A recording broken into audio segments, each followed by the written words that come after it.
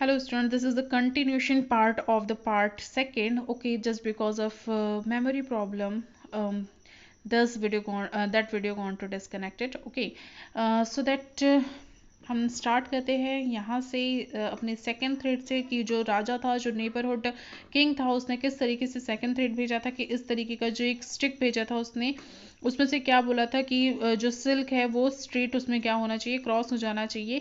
तो अगर गांव वालों ने, अगर जो राजा है उसने इस तरीके से उसमें जो सिल्क है उसे नहीं पिरोया या फिर जो सीधा उसमें नहीं डाला, तो फिर क्या हो जाएगा कि आपको वो जो विलेज है वो उसे कॉन्कर कर लेगा, उसे हड़प लेगा।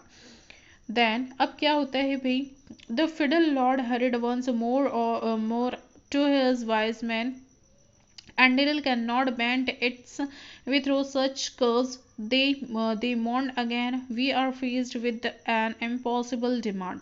तो भाई ऐसा सुनने के बाद, ऐसा ये जो डिमांड वो करता है, जो नेबरहुड किंग रहता है, वो जब ऐसे डिमांड करता है तो फिर क्या करता है, जो फिडल लॉर्ड है, जो क्रूल राजा है उस विलेज का, वो क्या करता है, फिर से अपने जो गांव के जितने भी जो वाइस मैन हैं उन लोगों को बुलाता है, उन लोगों को बुलाता है और फिर उनसे पूछता है कि किस तरीके से ये पॉसिबल है, किस तरीके से हम लोग ऐसा कर सकते हैं। क्योंकि जो सिल्क रहता है वो क्या होता है भी, बहुत ज़्यादा नाजुक होता है, उससे आप एकदम आड़ा तिरछा करके बिल्कुल भी नहीं डाल सकते, उसे स्ट्रेट ही डालना होता है।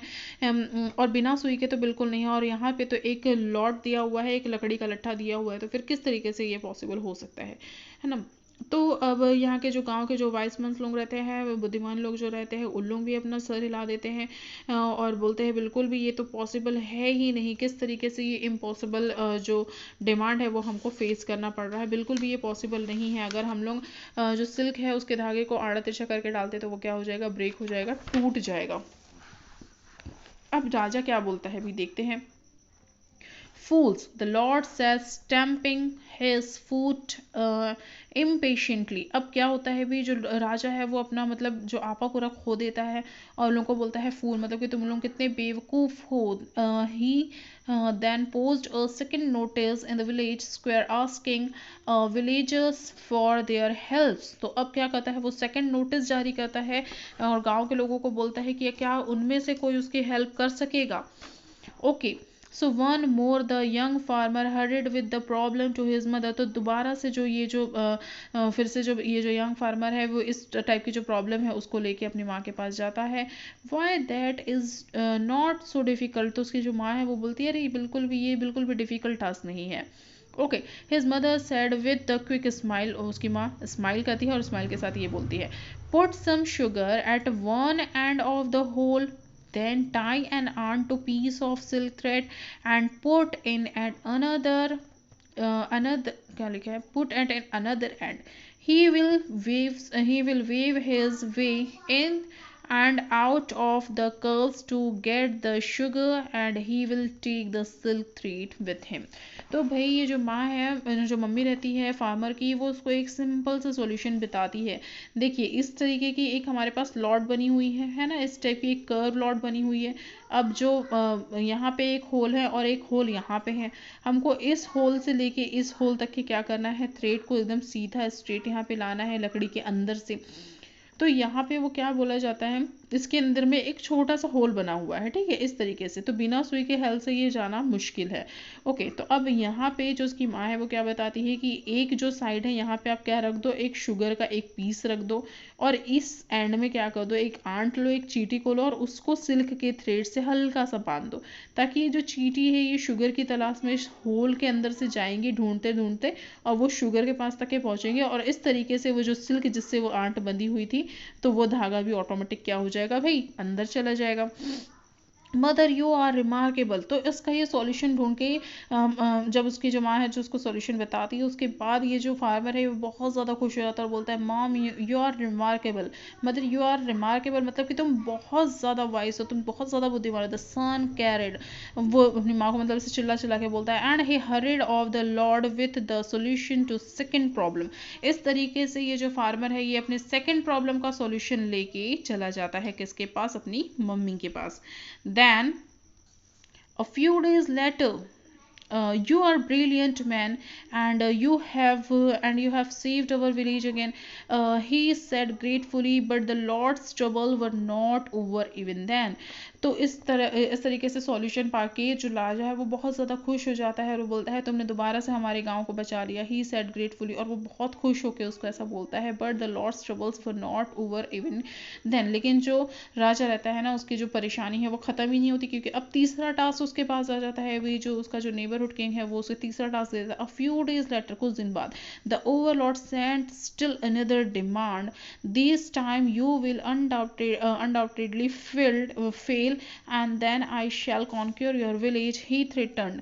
तो भाई अब जो कुछ दिन के बाद से ना, कुछ दिन बाद क्या होता है, जो राजा रहता है ना पड़ोसी देश का राजा, वो फिर से एक धमकी उनको देता है और बोलता है कि इस बार तो पक्का तुम लोग फेल होने वाले हो और मैं तुम्हारे जो गांव है उसको कॉन्क्योर करूंगा, जीतने वाला हूँ।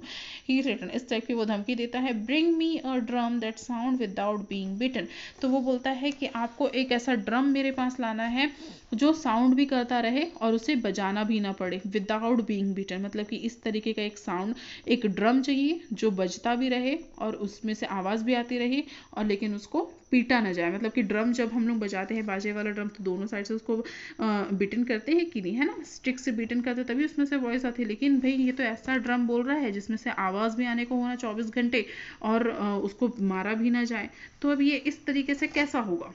तो देखिए किस तरीके से बनता है वो drum. But that is not possible, signed the people of village, लेकिन जो गांव के जो लोग रहते हैं वो फिर से मतलब बोलते हैं ये तो बिल्कुल भी इम्पॉसिबल रहता है, ऐसा तो हो ही नहीं सकता। This time the wise man held their heads in their hand and moaned, इस टाइम तो जो बुद्धिमानी लोग रहते हैं ना भाई वो क्या करते हैं, अपने सर पकड़ के बैठ जाते हैं, है ना, their hands, okay, head in their hands, तो अपना सर पकड़ के बैठ जाते हैं और बोलते हैं बिल्कुल भी ये पॉसिबल है ही नहीं, it is hopeless, it is hopeless, ये बिल्कुल भी होपलेस थिंग है, बिल्कुल भी होपलेस थिंग है। This time the Overlord will conquer us all, लेकिन अब उन लोग बोलते हैं बिल्कुल भी होपलेस है ये, कि ऐसा कोई ड्रम बन ही नहीं सकता, और इस बार तो श्योरली वो जो ओवरलॉर्ड है, जो क्रूल राजा है, वो क्या कर लेगा, हमारा जो गांव है उसको कॉन्क्योर कर लेगा, उसे हथिया लेगा, हड़प लेगा। The young farmer hurried home breathlessly, अब बिना सांस लिए ये जो भाई फार्मर है वो अपने घर पे जाता है।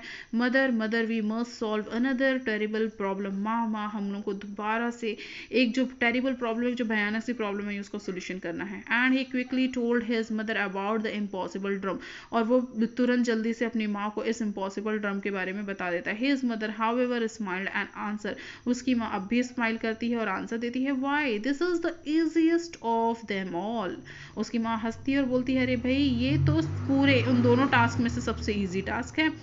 Make a drum with sides of paper and put a bumblebee inside। तो भाई वो क्या बोलती है कि आप एक इस तरीके का ड्रम बनाओ जिसके दोनों जो साइड है वो पेपर से कवर हो ना, प्लास्टिक ऑफ शीट से जैसे कवर रहते हैं, तो यहाँ पे ये पेपर से कवर हो और उसके अंदर में एक बम्पल बी, यानी कि जो बड़ी सी जो एक बी रहती है, मक्खी रहती है, उसको क्या कर दो, डाल दो। And it tries to escape, it will burst and beat itself again the paper and you will have a drum that sound without being beaten। तो भाई जैसे जैसे वो जो मक्खी है वो बाहर निकलने की कोशिश करेंगी तो वो किससे टकराएंगी, पेपर से टकराएंगी, और अपनी बजल्स जैसे आवाज़ करेंगी, जैसे मक्खी जो आवाज़ करती है ना बुज करके, इस तरीके की वो आवाज़ करेगी, तो उससे वो जो अंदर का जो साउंड है वो क्या होता रहेगा, कंपन होता रहेगा, है ना, इको होता रहेगा, जिससे जो उसमें से हमेशा जो क्या करेंगी, आवाज़ आती रहेंगी, और जैसे जैसे वो पेपर में से टकराती जाएंगी तो वैसे बीटन की आवाज़ आएंगी। तो बन गया ना तुम्हारा इस टाइप का ड्रम, जिसमें से पीटने की भी ज़रूरत नहीं है उसको और उसमें से आवाज़ भी आते रहे, so sound without being beaten. Done. So the young farmer was amazed at his mother wisdom, तो यंग फार्मर जो है ना वो बहुत ज़्यादा मतलब कि अमेज्ड हो जाता है, आश्चर्य हो जाता है अपनी माँ की इस बुद्धिमानिता से। You are a fair wiser than any of the wise men of the village। और वो बहुत ज़्यादा मतलब कि वो बोलता है कि यहाँ पर जितने भी जो लोग हैं उनमें से आप बहुत ज़्यादा वाइजर हो। He said and hurried to tell the fiddle lord to solution to the third demand। और इस तरीके से वो क्या करता है भाई, फिडल लॉर्ड के पास जाता है उस थर्ड डिमांड का सोल्यूशन लेके। When the fiddle lord heard the answer, लेकिन जब जो फिडल लॉर्ड है इस आंसर को सुनता है, he was greatly इम्प्रेस्ड, वो बहुत ज़्यादा इम्प्रेस हो जाता है। Surely a young man like you can not be visor then all my wise man. और यहाँ पर लेकिन जो राजा है वो समझ जाता है, वो बोलता है कि मुझे पता है कि तुम इतने ज़्यादा वाइजर, इतने ज़्यादा बुद्धिमान नहीं हो जितने मेरे पास यहाँ पे बुद्धिमान लोग हैं। ही सेड, मतलब वो ऐसा बोलता है और बोलता है कि tell me honestly who has helped you solve all this difficult problem। और वो बोलता है भाई कि कौन है, मतलब तुम मुझे सच सच बताओ कि कौन तुम्हारी हेल्प कर रहा है इन सब प्रॉब्लम को सॉल्व करने के लिए। The young farmer could not lie, और इस बार जो यंग फार्मर है वो बिल्कुल भी झूठ नहीं बोल सकता। My lord he begin slowly, अब वो धीरे धीरे अपना सब बताना शुरू करता है। फॉर द पास्ट 2 years, अपने बीते हुए 2 साल के बारे में बताता है।